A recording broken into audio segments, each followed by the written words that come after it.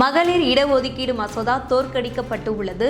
நாட்டின் மகள்களின் கனவுகளை எதிர்க்கட்சிகள் சிதைத்து விட்டனர். அனைத்து தாய்மார்கள் சகோதரிகளிடம் மன்னிப்பு கேட்கின்றேன் அப்படின்னு பாரத பிரதமர் மோடி அவர்கள் காணொலி ஒன்று வெளியிட்டிருக்காரு. அதாவது 2-3 நாளா ஒரே கலவரமா இருந்துச்சு தமிழ்நாட்டில். அது என்ன அப்படின்னு பார்த்தோம்னா, பார்லிமெண்ட்ல மகளிர்களுக்கு 33% இடஒதுக்கீடு வழங்க 131வது அரசியலமைப்பு சட்ட திருத்தம் மசோதாவை மத்திய அரசு அறிமுகம் செய்தது.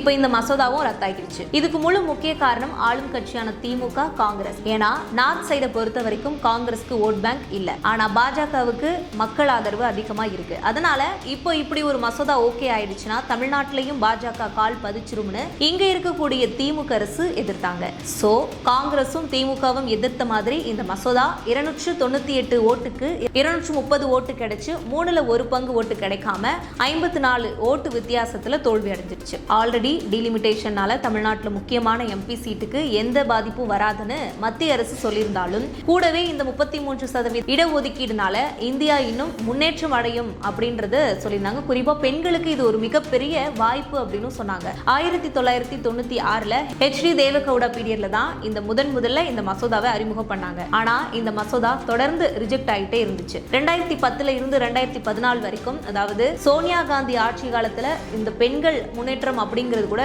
சுயநலமா யோசிச்சு அப்படி இருந்தாங்க. இங்க இருக்கக்கூடிய ஆளும் கட்சியான திமுக அரசும் அப்படிதான் பண்ணிட்டு இருக்காங்க. பெண்களுக்கு இலவசம் கொடுத்தா நமக்கு தான் ஓட்டு போடுவாங்கன்னு இப்ப வரைக்கும் வரப்போற தேர்தலில் கூட கூப்பன் அப்படின்ற ஒரு விஷயத்தை சொல்லி ஆசையை வளர்த்து விட்டு பெண்களை அடிமையா வச்சுக்கணும்னு நினைக்குது இந்த திமுக அரசு. இப்ப இந்த 33 இடஒதுக்கீடு மசோதா கிடைச்சி இருந்தா எத்தனை பெண்கள் 2029 பார்லிமெண்ட் எலெக்ஷன்ல நின்று வெற்றி பெற்று நம்முடைய தாய்மண்ணுக்கு பெருமை சேர்த்திருக்கலாம் தெரியுமா? கொஞ்சம் கூட பெண்களை முன்னேற விடக்கூடாதுன்றதுல காங்கிரஸும் சரி திமுகவும் சரி கங்கணம் கட்டிட்டு இருக்காங்கன்னு பிரதமர் மோடி அவர்கள் குற்றம் சாட்டி இருக்காங்க. 10 வருஷம் காங்கிரஸ் ஆட்சி காலம். அந்த பீரியட்ல மக்களுக்கு கழிப்பறை வசதி கிடையாது, கேஸ் கிடையாது, விறகடுப்புல தான் சமைக்கணும், குடிக்க தண்ணி கிடையாது. இப்படி மக்களுக்கு அடிப்படையான வசதி கூட இல்லாம தான் இருந்தாங்க. ஆனா மோடி தலைமையிலான மத்திய அரசு வந்துதான் வீட்டுக்கு ஒரு கழிப்பறை, LPG கேஸ், வீட்டுக்கு வீடு டேப் போட்டு தண்ணி வசதி பண்ணி கொடுத்திருக்காங்க.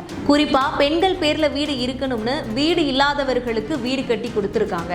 ஆனா காங்கிரஸோ இல்ல திமுகவோ பாருங்க, பெண்களை எப்படா அடிமைப்படுத்தலாம், பெண்களுக்கு என்ன கொடுத்தா அடிமையா ஆகுவாங்க, என்ன கொடுத்தா எப்படி ஆகலாம் அப்படின்றத யோசிச்சு இப்போ வரைக்கும் பெண்களை அவங்களோட சொந்த காலில் நிற்க விடாம தடுத்துட்டு இருக்கு இந்த திமுக அரசுன்னு ஒவ்வொரு பெண்ணும் சிந்திக்க ஆரம்பிச்சிருக்காங்க. இலவசம்னு எந்த அளவுக்கு பெண்களை அடிமைப்படுத்தி வச்சிருக்காங்கன்னு இந்த ஒரு 5 நிமிஷம் யோசிச்சு பாருங்க.